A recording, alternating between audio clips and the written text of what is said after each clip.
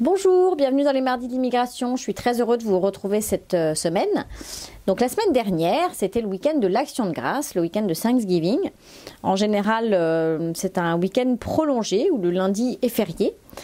Et nous en avons profité pour nous échapper un peu en dehors de Montréal et aller visiter la région de Charlevoix.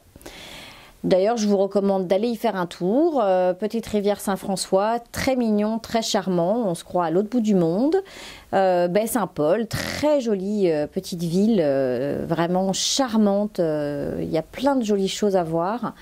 Et de le faire le premier week-end d'octobre, c'est assez magnifique parce que ce sont des merveilleuses couleurs, des couleurs chatoyantes, orange, rouge, c'est sublime. Également, lors de cette petite escapade, j'ai rencontré des gens incroyables, des Français qui se sont installés dans cette région. Donc, vous allez voir, je les ai interviewés et ce sont des gens vraiment une jolie réussite et très chaleureux, très agréables. En deuxième partie d'émission, avec Fabrice, dans la parenthèse immobilière, on accueille Patrick qui a immigré il y a très peu de temps puisque il est arrivé en août et il a un parcours immobilier assez intéressant, donc voilà, on va partager cette information avec lui. Et puis cette fois-ci Valérie arrivera en fin d'émission et avec Valérie on vous parle à nouveau des permis d'étudiants, permis d'études.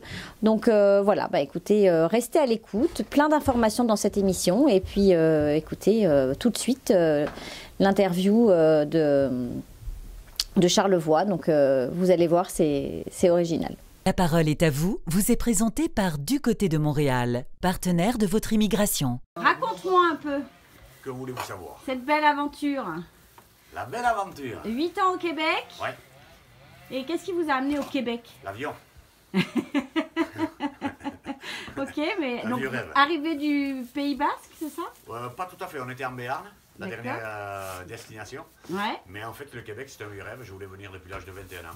d'accord, Voilà, et puis étant dans le sport et compagnie, donc on ne fait pas toujours ce qu'on veut dans la vie. c'est ça. On est venu plus tard. Ok. Voilà. Et l'idée de faire une chèvrerie, ça vous est venu comment? En parlant québécois ou en parlant français? Français, français. Alors, en parlant français, j'en avais plein le cul de la connerie humaine. D'accord. Donc j'ai décidé de travailler avec les bêtes. Ouais, Où c'est qu'en fait, il y a une réelle sincérité. Et, on voit. oui, voilà, Ouais, elle vous le rend bien, hein. tout à fait. Et bien, Excellent. Et si vous aviez un conseil à donner à des gens qui voudraient faire comme vous, venir s'installer au Québec, parce que vous êtes installé donc dans la région de Charlevoix. oui. C'est quand même assez particulier de vivre en région, je pense. Oui, c'est Pas la peut-être- même chose que de vivre en ville. Non, du tout. C'est bon. Le climat déjà est un petit peu plus rude. Ouais, Les habitants aussi sont un petit peu plus rudes. Et mais après, il fait bon vivre, quoi. ouais, c'est calme et Ouais, c'est paisible. calme, pas de délinquance. On vit en fonction des saisons. Ouais, c'est ça. Et donc, s'il y a des gens qui voulaient faire un peu comme vous, vivre un peu la même histoire que vous et venir s'installer, qu'est-ce que vous leur donneriez comme conseil numéro 1 pour réussir une intégration ou... Eh bien, l'intégration, déjà, avant de commencer, c'est déjà faire les papiers en bon uniforme. Ça, on est d'accord. Hein, et puis à partir de là, oui, se donner les moyens de travailler sur son projet et de le réaliser. Ouais. C'est un beau rêve réalisé, en fait. Oui, Et c'est vrai que vous vivez dans une région fantastique, hein. tout à fait. Ouais, c'est ça. Bon, merci. De rien, À très bientôt. ça marche. Allez, bye. Bye les chèvres. Allez, on fait une petite T'as vu, pause. c'est sont maltraités. Ouais, elles sont maltraitées, hein. Voilà, là. Et puis, que ce soit les petites ou les grandes, hein, c'est la même chose. La parenthèse immobilière vous est présentée par Fabrice Wolzenlogel. Bonjour Fabrice. Bonjour Géraldine. Bonjour Patrick. Bonjour Jérémy, Merci d'avoir accepté de participer à l'émission. merci à vous de m'avoir invité. Voilà, grâce à Fabrice, n'est-ce pas? Ouais, écoute, moi Géraldine, je trouve intéressant qu'on invite Patrick, parce que Patrick, c'est un immigré, il vient d'arriver. T'es arrivé au mois d'août, hein, donc c'est vraiment C'est un tout jeune, récent, hein, c'est un ouais. jeune, il a un jeune dans le pays. Un bébé de l'immigration. Donc, mais il a eu un parcours d'immigration qui est atypique, on va dire ça comme ça. Parce que Patrick, alors, c'est un Savoyard déjà, il faut le dire quand même, je le précise, que c'est quand même important. Il y a une association des Savoyards. Il y a une hein, association donc, des attention. Savoyards, mais au-delà de ça, c'est un entrepreneur. Il a une entreprise en France qu'il a conservée. Il s'est fait accompagner ici par une entreprise spécialisée pour accompagner les entrepreneurs, donc c'est aussi une démarche qui est pas classique. Puis sur la partie immobilière, parce qu'on est quand même dans la parenthèse immobilière et c'est la partie aussi sur quoi on doit traiter, il a acheté tout de suite. Il n'est pas passé par la location, il a acheté tout de suite, ce qui est quand même relativement rare. Donc ça fait de Patrick un cas unique, cas exemplaire de l'immigration. Je suis unique. Donc c'est pour ça que je trouve intéressant de l'avoir dans la mission et qu'on en discute. Donc ce qui serait intéressant en fait, c'est que tu te présentes auprès de nos interlocuteurs. D'accord. Donc tu leur expliques qui tu es. Alors voilà, donc je m'appelle Patrick Darnis, je suis chambérien et je suis designer en ameublement, c'est-à-dire que je conçois tout votre aménagement intérieur, ça va de la cuisine au walk-in closet, la salle de bain, une bibliothèque, tout type de rangement, chambre à coucher, parentale et enfant. D'accord. Donc, voilà. Et c'est ce pourquoi tu es venu ici au Québec? Exactement. Je suis venu au Québec parce qu'il y avait une volonté de ma part par rapport à à une demande, parce que c'est vrai que dans notre pays maintenant, parce que je vais me considérer comme québécois, canadien, et donc c'est vrai qu'il y avait une demande au niveau du design et au niveau de l'ameublement, donc il y a eu une étude de marché de fait naturellement. Et pour quelle raison que j'ai quitté la France? Parce que j'étais arrivé au bout du bout. Voilà, tout simplement, après 20 ans. Envie d'ailleurs. Voilà, et surtout une vie nouvelle et besoin de nouvelles perspectives, et puis c'est surtout un nouveau challenge personnel. Parce que un nouveau défi, c'est ça qui fait le Je fonctionne de cette manière. Voilà. Ouais, non, c'est super. Et alors, est-ce que tu as décidé de... Alors, comment s'est passé d'ailleurs ce parcours d'immigration? Est-ce que ça t'a pris du temps? Est-ce que c'est quelque chose que tu as fait rapidement? Est-ce que tu as monté une filiale de ton entreprise? Ça, c'est un peu beaucoup de questions en même temps, mais quelle a été ta démarche? C'est-à-dire qu'à partir du moment où tu prends ta décision, au bout de combien de temps est-ce que tu arrives au Canada? Alors, le temps, ça a mis à peu près 1 an et demi, voire 2 ans. D'accord. D'accord, j'étais venu en décembre 2016 et pour une découverte, parce que j'ai fait appel à une société qui était spécialisée justement dans l'accompagnement des entreprises et des entrepreneurs pour venir s'installer à Montréal. Tu les as rencontrés comment, cette entreprise? Par le biais d'une annonce qui avait été diffusée sur le Dauphiné, donc qui est un journal local sur Chambéry. Et après, avec le fil du temps, j'ai envoyé un mail, un courriel, et ensuite on a tout de suite échangé. C'est pour cette raison que ma venue en décembre a été très très riche, parce que je suis resté à peu près 3 jours. Et c'est vrai qu'après ces 3 jours, ma décision a été prise d'avoir cet accompagnant pour venir m'installer. Donc à peu près 1 année et demie pour m'installer et pour me permettre de faire toutes les démarches administratives qui sont l'immigration et l'intégration au niveau de ma compagnie. Parce qu'effectivement, comme je ne sais plus si on se tutoie, oui, on se tutoie, la démarche a été la suivante, c'est que je suis venu par le biais d'un visa intrafilial, donc j'ai gardé ma compagnie à Chambéry, qui m'a permis de créer une fille et qui m'a permis de créer cette société à Montréal, et donc de faire l'accompagnement nécessaire pour justement me permettre de venir à Montréal, à m'installer sur Montréal. Montréal, pourquoi Montréal? Parce que pour moi c'est la ville dont j'ai toujours rêvé, très grande, cosmopolite, française, on parle le français, on parle le français. Et c'est vrai que par rapport à cette grandeur et puis à toutes ces possibilités et toutes ces découvertes qui m'ont permis justement de prendre cette décision, Montréal et pas une autre ville. Et les quelques mois que tu as passé à Montréal, pour l'instant, concrétisent que tu as fait un bon choix, tu es content, tu es satisfait? Mais complètement, parce qu'il n'y a pas plus tard qu'une semaine dernière, je suis retourné en France pour des raisons professionnelles. Et j'étais très très content et ravi de rentrer sur Montréal parce que c'est vrai que voilà, je fonctionne comme ça et je crois énormément à mon destin, et je sais que Montréal sera ma ville de prédilection et ma vie qui me permettra de vivre pour le restant de mes jours. De tes jours. Et puis si tu me permets juste, il faut féliciter Patrick parce qu'il est là depuis août, ce qu'on a dit, hein, oui. Et il a signé son premier contrat. Donc ça ne veut pas dire que les choses soient faciles, ça ne veut pas dire que c'est rapide, mais quand même. Il a fait, donc félicitations. Ouais, voilà, merci beaucoup, juste ça. Merci beaucoup. On espère que ce soit le premier d'une longue lignée. Mais voilà. J'y compte bien parce que ça ne va pas me permettre non plus de vivre indéfiniment. Non, c'est ça, mais c'est déjà pas mal. C'est un beau début. C'est un beau début.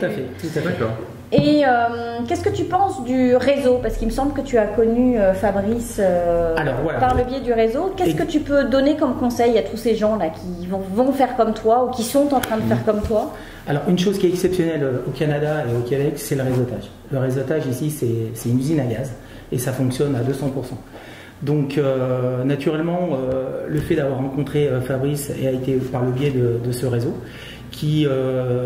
Cette société qui m'a accompagné par rapport à mon immigration m'a mis tout de suite en relation avec Fabrice, qui nous a permis de visiter de nombreux condos, parce que ma décision elle était simple, je savais vraiment ce que je voulais et je voulais faire l'acquisition d'un condo. Et pourquoi acheter au lieu de louer? Alors, pour quelle raison? Parce que ce condo va me permettre de l'aménager à ma façon et de pouvoir présenter toutes les possibilités sur lesquelles je suis capable de faire et de proposer à mes clients de l'autre côté de l'Atlantique. Un peu comme un showroom, une salle de montre. Voilà, ça va devenir une salle de montre, effectivement, Géraldine, qui me permettra de faire le 5 à 7 et justement de pouvoir investir dans un aménagement qui m'appartiendra. Parce que on m'a bien expliqué que la location, tout ce que vous mettez en place, restait à la charge du propriétaire. Donc, j'ai oublié d'être bête. Moi, j'ai pas fait. Donc voilà, pour cette raison. Et puis de toute façon, j'étais déjà propriétaire. Et j'ai eu la chance que Fabrice, après de nombreuses visites, on ait pu tomber vraiment sur l'appartement idéal et qui m'a permis d'aboutir vraiment à ce que je rêvais. Et depuis, c'est ça, de rêver et de réaliser ce rêve. Tu nous emmèneras faire une visite? Bah oui, de toute façon on aura l'occasion d'aller voir, le condo de Patrick, qui c'est vrai dispose d'une vue et d'une terrasse magnifique. Mais c'est vrai que ce qui est intéressant aussi dans le parcours de Patrick, c'est qu'on a commencé par des biens différents de condos. Et ce qui est intéressant dans cette démarche, c'est que tout de suite il a voulu acheter. Et que tout de suite il a été confronté au marché, donc il a pu découvrir différentes facettes du marché, ce qui lui a permis au bout des 18 mois d'être sûr de son achat. C'est vrai que ce qui l'a aidé dans cette démarche d'achat, c'est qu'il avait le temps, c'est qu'il a pris le temps. C'est vrai que des gens qui arrivent et qui veulent s'installer pour le mois d'après, c'est compliqué d'acheter. Patrick était dans une démarche à long terme, donc on a commencé à visiter des maisons, on a visité des duplex, on a visité plein de choses différentes pour au final se dire c'est ce bien-là qu'il lui faut. Et après, une fois qu'on avait défini le quartier et le type de bien, c'est plus facile et après il fallait tomber sur le coup de cœur qui a eu lieu, voilà, tout simplement. Si je peux me permettre, et pour conseiller mes compatriotes, on va dire, c'est vrai qu'il faut prendre du temps parce que c'est vraiment quelque chose de très important. Je pense que c'est un changement de vie. Contrairement à ce qu'on peut croire, nous Français, le Canada, ce sont des cousins, mais c'est complètement différent. Donc il faut prendre le temps pour justement mettre toutes les chances de son côté. D'ailleurs, vous en êtes les personnes phares, je veux dire, vous êtes là depuis pas mal de temps. Et c'est vrai que je pense qu'il ne faut pas faire les choses dans la précipitation. Déjà, premièrement, c'est de l'argent. Et c'est vrai que tout ça, cet investissement, c'est quand même le fruit de nombreuses années de dur labeur. Et puis voilà, quoi, je veux dire, faut pas le flamber faut pas le flamber. Et c'est pour cette raison que j'avais toujours dit à Fabrice que de toute façon, l'investissement qui sera fait sera pour définitif, quoi, parce que mon but c'est pas non plus de repartir. J'ai pris un aller-retour pour mon immigration, mais je veux dire il n'y aura jamais de retour. Le seul retour que j'aurai en France c'est pour ma compagnie, mais par contre pour le restant ma vie est à Montréal. Donc le temps est vraiment important. Tu peux nous dire, dans ton parcours, je ne parle pas de la partie immobilière, on viendra après, mais sur ton parcours, c'était quoi la plus grosse difficulté? C'est quoi que tu as trouvé dans ces 2 ans le plus difficile en fin de compte? L'immigration, parce que malheureusement, l'immigration, je veux dire, c'est un sujet quand même très difficile au Canada. Il y a eu... Quand tu parles d'immigration, c'est le visa. Le visa. D'obtenir ton permis, voilà. Pour avoir mon permis de travail, notamment, qui est valable pour 3 ans, mais qui m'a permis de lancer la résidence permanente et qui me permettra de rester beaucoup plus longtemps. C'est le visa entrepreneur. Pour ça, tu t'es fait accompagner? Tout à fait, ouais. J'ai fait appel à une avocate d'immigration spécialisée, justement toujours par le même réseau. Voilà. Et pour quelle raison? Parce que malheureusement, les textes de loi de l'immigration ont énormément changé en 2 ans. Et même là encore maintenant, ça évolue. Donc c'est très bien parce que ça reste une immigration sélective et qui permet justement de contrôler et de réguler cette immigration. Ça, je suis d'accord. Ce qui est possible à un moment, 6 mois, 1 an après, c'est plus possible, donc il faut doser. C'est vrai que quand on n'est pas accompagné, on prend une direction, puis on n'est pas forcément au courant que ça a changé, puis à un moment donné, on est confronté à. De toute façon, l'accompagnement, excuse-moi, je te coupe un peu, Fabrice, mais l'accompagnement, il se fait au début, il se fait pendant, il se fait parfois quand on est en plein dedans, parce qu'il y a des personnes qui peuvent se retrouver, tu sais, dans une immigration, parfois on immigre en couple ou en famille, et puis il y en a parfois un des deux qui bloque. Moi, il n'y a pas si longtemps que ça, j'ai eu un témoignage comme ça. Ils ont finalement décidé de repartir parce que la femme ne se sentait pas bien, ne trouvait pas d'emploi. Dans ces cas-là, il y a un accompagnement. Et d'ailleurs, je vais en profiter pour vous l'annoncer parce que je me fais mon autopublicité, où je suis devenue donc coach professionnel et où j'accompagne toutes les personnes en souffrance dans le cadre de leur immigration. Donc pour les aider à s'intégrer, à comprendre la culture, à se poser les bonnes questions et donc à réussir plutôt qu'à repartir. Donc voilà, ça a une de mes casquettes supplémentaires. Et moi, j'insiste beaucoup sur le fait qu'il faut considérer l'immigration et les démarches comme un investissement. Oui. Donc oui, on a de temps en temps l'impression qu'on vous dit dépenser de l'argent pour venir dépenser. C'est ça. On est d'accord. Et puis il y a plein de gens qui vont vous dire mais t'as pas besoin de dépenser, tu peux faire ça gratuitement, tu peux te débrouiller par toi-même. Force est de constater que si vous voulez vraiment que ça fonctionne, il faut mettre un petit peu d'argent sur la table. Je ne dis pas qu'il faut le dilapider, il faut être vigilant, trouver les bons interlocuteurs, valider la qualité des interlocuteurs, leur passé, puis tout ce qu'ils ont fait. Mais c'est important de faire ça de façon professionnelle. Vous allez gagner un temps incroyable. Et puis surtout, vous n'allez pas vous retrouver dans des situations catastrophiques, comme on en a vu certains, obligés de repartir ou dans des situations difficiles. Donc, il faut savoir des fois mettre un peu, et il faut vraiment que vous considériez que cette dépense fait partie de votre démarche d'investissement. Comme le fait d'acheter des meubles ici quand vous arrivez, comme le fait d'acheter une voiture, le fait de vous faire accompagner, ça peut être un plus. Bon, puis l'agent immobilier, c'est gratuit. Alors, nous, on est gratuit. Quand même, comme le courtier hypothécaire, alors faut pas lésiner. Non, je voulais simplement répondre à ce que vous disiez. C'est vrai que j'ai baigné dedans et je continue à baigner dedans. C'est vrai qu'il faut être prêt. Il faut pouvoir appuyer et actionner le bouton quand il le faut. Donc, il ne faut pas avoir un moment d'hésitation. Il faut vraiment être préparé. Donc, l'accompagnement, c'est vrai que pour un couple, me concernant, c'est que nous avons 2 grands enfants. Donc, nous étions, que ma femme et moi-même, sur le point de passer de l'autre côté de l'Atlantique. Mais c'est vrai qu'il faut être prêt. Il faut que le couple soit très, très, très soudé. Parce que, bon, c'est vrai qu'il y a un déchirement. On laisse la famille, on laisse les amis de l'autre côté. Mais c'est vrai que on a connu et on commence à découvrir et apprécier tous ces nouveaux systèmes Skype de communication qui nous permet d'être toujours en contact physiquement, mais c'est vrai qu'on ne peut pas toucher les gens, mais c'est vrai qu'il faut être prêt, il faut être vraiment fort et surtout ne pas avoir d'hésitation et de pouvoir tout de suite avoir les réponses nécessaires aux questions qui se posent, parce que comme je le dis toujours, le train passe très très vite et quand il s'arrête généralement qu'une seule fois. On prend la décision d'en descendre, mais par contre on ne monte qu'une seule fois dans ce train. Donc voilà, donc c'est pas insurmontable, simplement c'est qu'il faut vraiment être prêt et c'est vraiment quelque chose sur lequel il faut s'investir à 200%. Certes, il y a des choses qui sont contraignantes, mais on s'adapte et on les accepte. On les accepte parce qu'à partir du moment où on veut s'intégrer et qu'on se donne la possibilité de vouloir s'intégrer et d'être accompagné par les gens, par ce réseau, on va pas dire que c'est facile, mais je veux dire, je vous assure que ça apporte que du bonheur. Non, c'est sûr. Et alors, pour finir sur l'immobilier, juste si tu me permets, vas-y, j'avais pas de question. Donc. La principale difficulté en immobilier, dans la procédure, est-ce qu'il y a un truc, pas envie de supporter un agent, parce que ça paraît facile, on est bien d'accord. Tu fais bien de le mentionner. Hormis ça. Non, mais tu fais bien de le mentionner, parce que c'est vrai que l'accompagnement d'un très bon agent, dont tu fais partie. C'est très important parce que ne serait-ce pour la finalité du dossier et la finalisation devant le notaire. C'est vrai qu'il ne faut pas qu'il manque un document de dernière minute. Et d'ailleurs, je voulais te remercier parce que tu le sais, il te l'a dit, le notaire t'a félicité par rapport à ce travail exemplaire. Parce que nous, on est un petit peu novices et on se repose énormément à la fois sur le banquier et comme sur notre agent, parce que c'est vrai que votre tâche d'agent immobilier n'a rien à voir avec l'agent immobilier qu'on peut connaître. On a l'habitude de connaître. C'est vraiment le package et c'est vraiment la transparence et tu connais tout de notre histoire et de notre parcours et surtout de notre état financier, parce que c'est toi qui mets en place les choses. Et c'est vrai que c'est hyper important d'être accompagné comme je l'ai été par toi et surtout. Ouais, c'est que du bonheur. Je veux dire, il faut. T'as eu des difficultés quand même? J'ai eu des difficultés, non. On va dire qu'on a eu une petite histoire. Des petites frayeurs.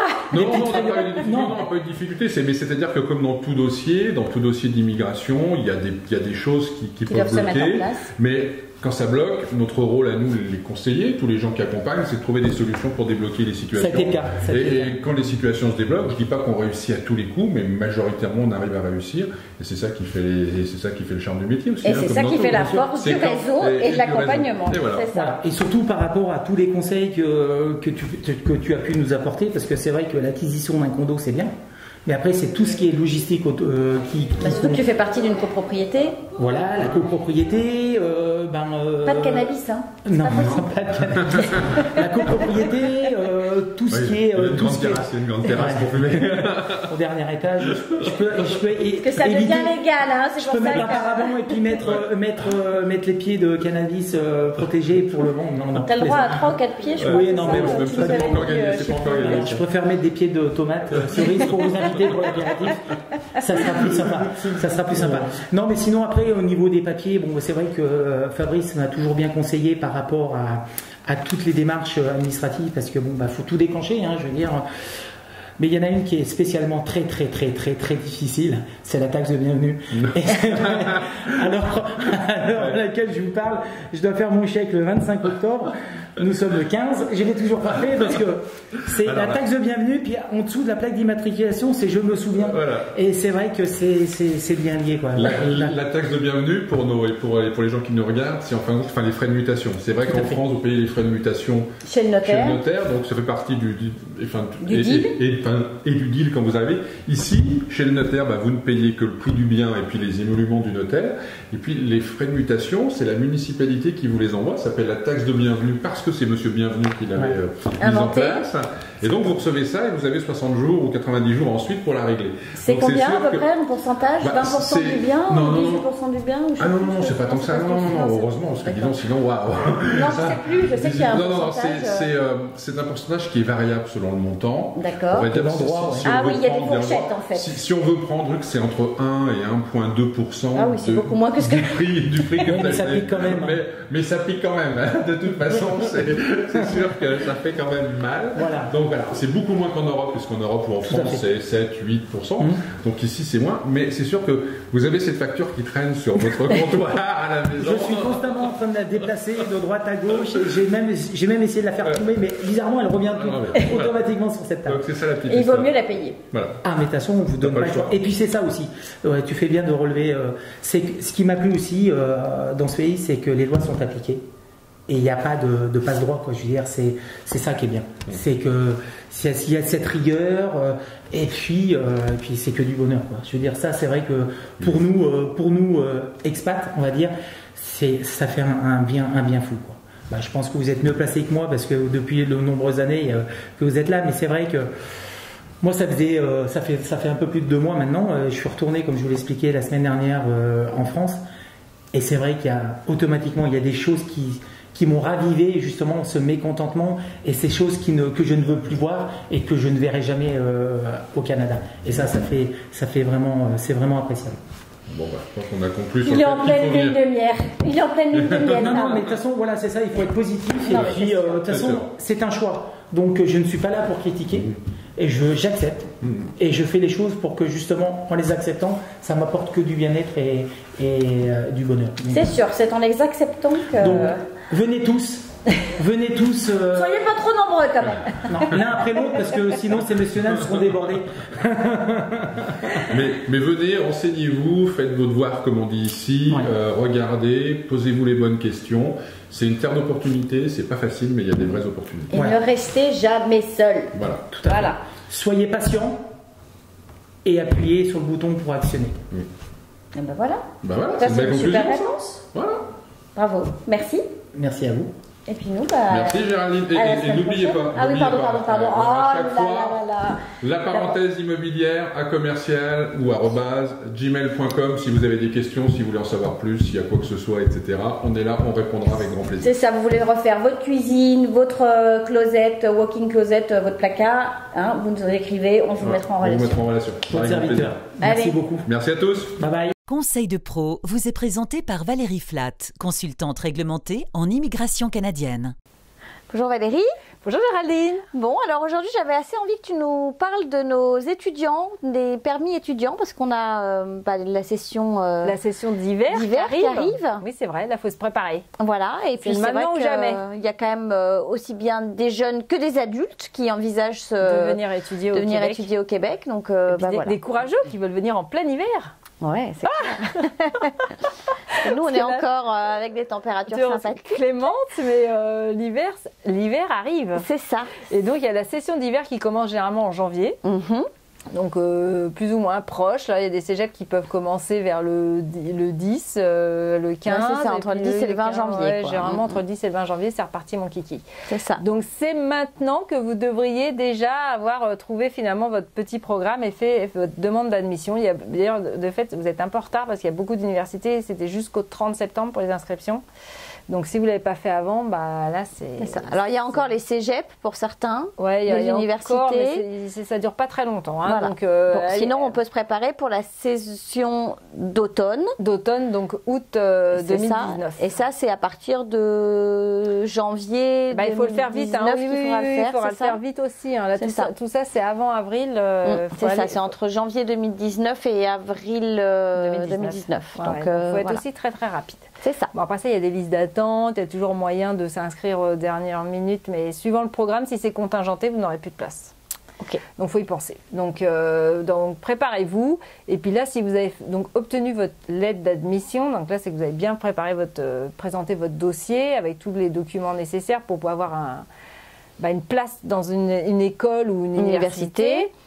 Vous recevez votre lettre. Et on est d'accord, excuse-moi, qu'il faut quand même, si possible, si on vient étudier et que derrière, on imagine qu'éventuellement on resterait, qu'il vaut quand même mieux trouver une formation qui soit reconnue et qui permette de bénéficier du programme de l'expérience québécoise. Dans l'idéal, de toute manière. Parce qu'il y en a quand même qui arrivent à trouver des formations qui ne sont pas reconnues par le programme d'expérience québécoise. Oui. Mais qui arrivent quand même. Qui arrivent quand même, bien sûr. Après, ils vont travailler pendant 1 an ou 2 ans. Voilà, donc, vous avez 2 cas de figure. Ou vous choisissez un des diplômes qui finalement vous donne un accès direct à la résidence permanente, ou vous choisissez un certificat, on va dire que ce sont des formations complémentaires. C'est-à-dire que les diplômes en direct, vous faites une formation diplômante qui vous donne un diplôme reconnu par le ministère de l'Éducation, ça c'est sûr, qui vous donne accès à la résidence permanente, ou vous faites une formation complémentaire, donc ce sont des AEC, des DESS, ce genre de petits certificats. Moins de 1800 heures en général. Ouais, c'est des petites formations assez courtes généralement, mais qui ne sont pas une formation complète. C'est des bouts de formation qui viennent compléter vos diplômes. Votre statut et ce que vous êtes, Voilà, donc ces petits diplômes, ils ne vous donneront pas la résidence permanente derrière. Il faudra faire certains vous donnent un droit d'accès au permis de travail post-diplôme qui vous donne par la suite accès à la résidence permanente si vous arrivez à accumuler 12 mois d'expérience de travail. C'est ça. Mais c'est vrai que dans l'absolu, si vous êtes quitte à venir faire des études, essayez de prendre un diplôme qui vous donne accès directement à la résidence permanente, ça sera moins stressant. C'est sûr. Moins stressant, plus rapide, du coup vous y gagnez en temps. Et puis surtout, on se rappelle que la loi a changé et puis que finalement le conjoint qui vous accompagne, qui a droit à un permis de travail ouvert lui, pendant la durée des études, c'est ça. Lui, il peut accumuler ses 12 mois de travail en tant que salarié, j'insiste sur le salarié et pas travailleur autonome. C'est ça. Il faut qu'il soit salarié, le conjoint. Donc, dès que le conjoint a obtenu ses 12 mois d'expérience de travail, c'est lui qui peut déclencher la demande de résidence permanente. Donc, à voir, à étudier. Vous savez qu'il y a ces 2 possibilités, 2 stratégies, 2 plans d'action. Donc, à vous de voir quelles études vous voulez faire et est-ce que le conjoint va être capable ou pas de travailler au Québec à temps plein. Sachant que là, il n'y a plus de catégorie 0 A ou B. Non, le conjoint peut être serveur ou vendeur dans un magasin. Ça va pendant compter 1 an, comme l'expérience. C'est ça. Donc, c'est quand même important. Donc, quand vous faites votre demande depuis l'extérieur du Canada, vous êtes donc dans votre pays d'origine, vous faites des demandes de permis d'étudiants, de permis de travail ouvert pour le conjoint. Au Québec, vous avez besoin d'un CAQ, un certificat d'acceptation du Québec. Les enfants qui vous accompagnent, qui ont plus de 5 ans et demi, doivent obtenir un CAQ permis d'études. Alors il y en a qui me disent oui, mais c'est pas vrai parce que quand on est au Québec, si un des parents a déjà un permis d'études ou un permis de travail, les enfants ils peuvent étudier avec un permis de visiteur. Oui, mais ça c'est bien beau, ça c'est dans l'option où vous seriez déjà au Québec et puis tout d'un coup vous obtenez vos permis d'études et de travail. Mais quand vous êtes de l'extérieur, vous devez faire ces demandes. Ok. Oui. Non, je rebondis parce que c'est vrai que nous, à l'époque, on nous avait pas donné le permis d'études pour les enfants. On va vous laisser rentrer avec les enfants en qualité de visiteurs, c'est pas le problème. Ça ne les empêchera pas d'étudier. Ça va pas les empêcher. Il y a certaines écoles qui vont vous demander. Il y a des écoles qui vont vous demander le CAQ quand même. C'est ça. Okay. Déjà en partant. Suivant le niveau d'études des enfants, ça va être obligatoire d'avoir CAQ permis d'études dès qu'on dépasse le secondaire. C'est ça, ça c'est sûr. Ça c'est sûr. Ouais, ça, c'est sûr. Et puis par ailleurs, pensez bien que les enfants dépasser dans le secondaire, c'est 16 ans. Hein. Oui, c'est ça. Puis le secondaire, même le secondaire québécois, il doit faire du bénévolat. Et faire du bénévolat. C'est obligatoire dans leur cursus scolaire. Le bénévolat, ici, vous n'avez pas le droit de le faire si vous n'avez pas un permis de travail. Or, les étudiants, dans leur permis d'études, ils ont un accès à 20 heures. À 20 heures de travail sur campus ou hors campus. C'est ça. Donc, c'est vraiment important que ces enfants ne soient pas tout d'un coup bloqués. On leur demande de faire du bénévolat. Oui, mais moi, je suis juste un statut de visiteur. J'ai le droit de rien faire. Ce genre de choses. Voilà, un petit stage, une petite formation, un petit truc sympa. Bah non, lui, il n'aura pas droit. Donc, moi, je dis, pourquoi faire simple pourquoi faire compliqué quand on peut faire simple. Quand on peut prévoir à l'avance les choses et puis quitte à demander parce que de toute manière vos enfants s'ils arrivent en statut de visiteur, il n'y a rien qui oblige l'agent à lui donner le statut de visiteur pour toute la durée de votre séjour. Et s'il est malin, il peut très bien, normalement ils le font pour les enfants. L'inverse est beaucoup plus compliqué pour les parents de fait, mais pour les enfants, généralement ils donnent pour la durée le statut de visiteur pour la durée du permis d'études des parents. Mais à un moment, s'ils ne vous le donnent pas, pour X raisons, parce que monsieur est arrivé avant, puis madame arrive après avec les enfants, et puis je sais pas, il y a un couac, il fait juste un petit coup de tampon. Ça veut dire qu'il faut les repasser tous les 6 mois. Quoi. Ouais, voilà. Alors, tous les 6 mois, vous demandez une extension. Bah non, pas repasser, vous pouvez le demander en ligne, l'extension, mais de toute manière, ça a un coût, cette extension, c'est $100. Alors je dis, pourquoi on n'a pas payé tout de suite $155 et on pour est le permis d'études des enfants et tranquille, c'est ça. Oh là. Moi, je dis, la tranquillité d'esprit, les gens qui ont besoin de refaire 3000 choses pendant leur séjour, c'est ridicule, vous auriez pu tout faire au départ et puis être tranquille pour toute la période de vos études. Ça, je suis d'accord. Surtout que c'est vraiment pénible. C'est pénible et c'est un stress. C'est un stress. Moi, je vois toutes les personnes qui sont touchées par ce genre de situation. C'est un stress constant. Mais alors, les enfants, ils ont quel statut en ce moment? Et qu'est-ce qu'on fait? Est-ce qu'on peut sortir? Puis on se retrouve en statut implicite à pas pouvoir aller. C'est dommage, j'ai réservé mes vacances aux États-Unis, mais je ne peux pas y aller. Ouais, non, il y en a qui se baladent dans la campagne québécoise puis qui tout d'un coup se retrouvent à un poste frontalier au milieu des champs là, et puis ils se rendent compte que zut, il fallait pas qu'ils sortent du Canada, puis ils en sont sortis sans s'en rendre compte. Et problème au retour. Enfin, les douaniers sont plutôt gentils dans ce genre de petit poste, mais bon. Campagnard, mais quand même, je veux dire, il ne faut pas se mettre en situation de péril. Donc on réfléchit bien, on prépare son projet, on essaye d'éviter d'aller trop voir sur les forums parce que finalement ça déboule dans mon bureau en pleurant en disant j'ai suivi les conseils sur les forums et puis ça m'a amené nulle part, voire même à faire des erreurs. Donc on recherche de disons que les forums, ça peut être intéressant pour aller chercher de l'information générale, comment on vit, le froid, où trouver des vêtements, mais sur la question des visas, là, mais sur des questions fondamentales, faites appel à des professionnels pour vous accompagner. Non, parce que là, parfois c'est terrible. Hein. J'en ai eu un cette semaine, c'était juste terrible. Donc non, on se met pas en situation où tout d'un coup tout son projet va tomber à l'eau parce qu'on a suivi des conseils sur un forum. Non. On demande à un professionnel si son projet tient bien la route, si on l'a bien monté. Après ça, vous fassiez tout seul les démarches. Pas surtout de problème, que toi, tu peux faire juste de la consultation comme ça, sans conseil. On peut parler de votre projet, voire vous mettre sur la bonne voie. Mais au moins, vous partez avec des vrais conseils, pas juste des conseils obtenus sur des forums. Des conseils de professionnels qui sont valables. Oui, voilà, des candidatons récoltés sur des forums. Et c'est pas la peine non plus, excuse-moi, d'aller interroger 50 professionnels. On l'a vu, des personnes qui nous ont rencontrés, avec qui on a échangé, on a parlé, on a donné de l'information. Donc, je veux dire, c'est quand même des conseils de professionnels, je dois dire, et puis qui derrière vont rechercher de l'information ailleurs avec d'autres professionnels, puis finalement n'écoutent pas nos conseils, font autrement. Donc ça, c'est votre choix et ça vous appartient, mais c'est vrai que c'est pas la peine non plus d'aller interroger 50 000 personnes. C'est-à-dire que si vous faites confiance à un professionnel, que ce soit Valérie ou un autre professionnel, suivez-le jusqu'au bout. N'allez pas en interroger d'autres, partir sur d'autres. Suivez votre professionnel, faites-lui confiance. La confiance est importante dans le cadre de cette immigration. Oui. Donc vous pouvez ne pas faire confiance à Valérie si vous voulez. Il n'y a aucun problème. Mais en tous les cas, on part avec quelqu'un, on part avec quelqu'un et on y reste jusqu'au bout. Oui, parce que le changement de cap, là, ça peut être dangereux aussi. Donc, Donc j'avais besoin de préciser ça. Excuse-moi, mais je voulais en parler. Nous avons eu ce cas qui m'a agacée. Je voulais en parler. Voilà, ça c'est dit. Et puis surtout, donc, une fois que vous avez donc, votre lettre d'acceptation, vous faites votre demande de CAQ, puis votre demande de permis d'études. Vous pouvez éventuellement, entre-temps, venir faire un petit voyage de prospection.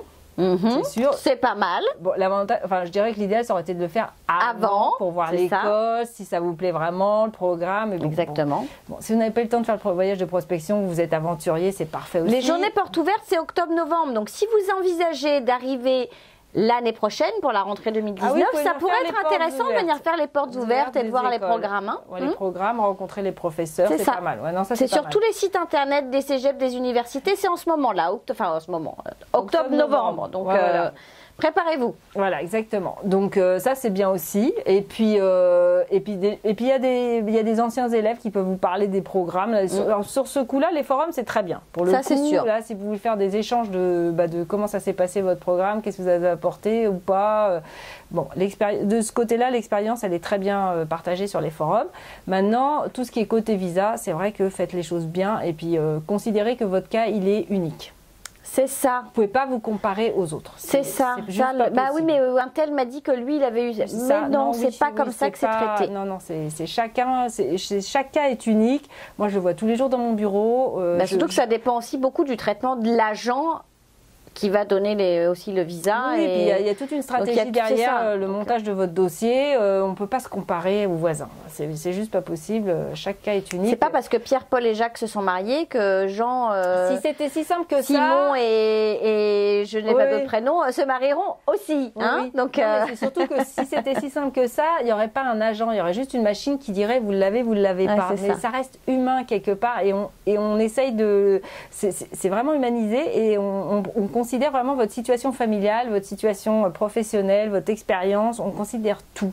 Et c'est un tout et ça ne vous appartient qu'à vous. Donc faites en sorte que votre dossier reflète votre réalité à vous et pas la réalité du voisin pour qui ça a marché.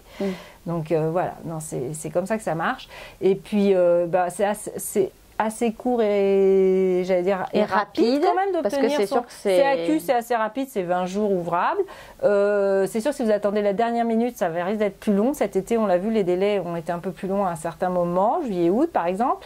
Mais par contre, après ça, les permis d'études, Paris, ils sont maintenus entre 1 et 3 semaines, même pendant l'été, donc ça a été.